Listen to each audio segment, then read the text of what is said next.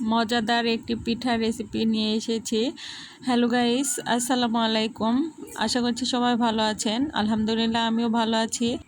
নারকেলের পুরে ভরা ভীষণ মজাদার এই পিঠাটি শুধু শীতে না, গরমেও আসলে সব সময় এই পিঠাটি খেতে ভীষণ ভালো লাগে। তো এই পিঠার রেসিপিটি আজকে শেয়ার করছি।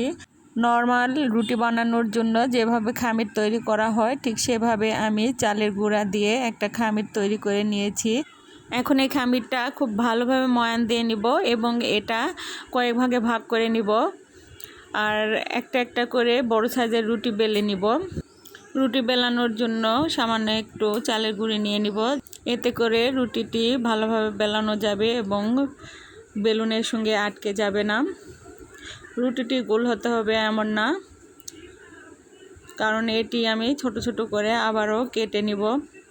তো একটা ব্লেন্ডারের জার নিয়েছি এবং এই জারটি দিয়ে আমি কেটে নেব। সবগুলো একই সাইজ করে কেটে নেব যাতে সবগুলো পুলি পিঠা একই রকম হয় দেখতে।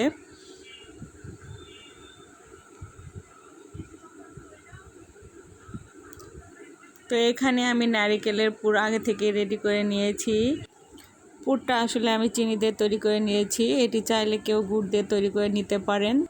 1 কাপ কোরানো নারকেলে হাফ কাপ পরিমাণ চিনি দিয়ে এই পুরটা আমি তৈরি করে নিয়েছি। এখন এখান থেকে অল্প পরিমাণে পুর নিয়ে এক এক করে সবগুলো পিঠা বানিয়ে নিব। পিঠার ডিজাইনটি আসলে বলে বোঝানোর কিছু নেই, এটি আসলে দেখে বুঝে নিতে হবে যে কিভাবে আমি পিঠাটির শেপ দিয়ে দিচ্ছি। খুবই সহজ এবং খুব সুন্দর একটি ডিজাইন।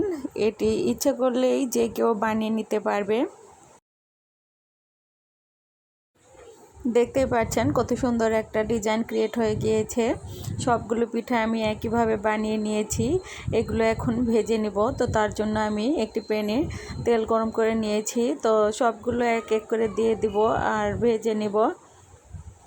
আর এই পিঠাগুলো ভাজার সময় চুলার ফ্লেমটি লো হিটে করে রাখতে হবে, কারণ খুব বেশি হিটে ভেজে নিলে এগুলো আসলে উপরটা পুড়ে যাবে এবং ভিতরটা কাঁচা রয়ে যাবে। এই কারণে খুব সাবধানে লো হিটে পিঠাগুলো ভেজে নিতে হবে।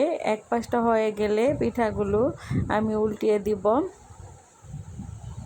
তো একটা একটা করে কাঁটা চামচের সাহায্যে পিঠাগুলো উল্টিয়ে দিচ্ছি আমি। পিঠাগুলো আমি খুব বেশি মচমচে করে ভেজে নিব না, কারণ আমার কাছে হালকা কালারই ভালো লাগে আর খেতেও এটি অনেক মজা লাগে। যার কারণে আমি পিঠাগুলো খুব বেশি লালচে করে ভেজে নেব না, এরকম সাদা সাদা অবস্থাতেই আমি তুলে নিব পিঠাগুলো। তো আমার পিঠাগুলো প্রায় ভাজা হয়ে গিয়েছে।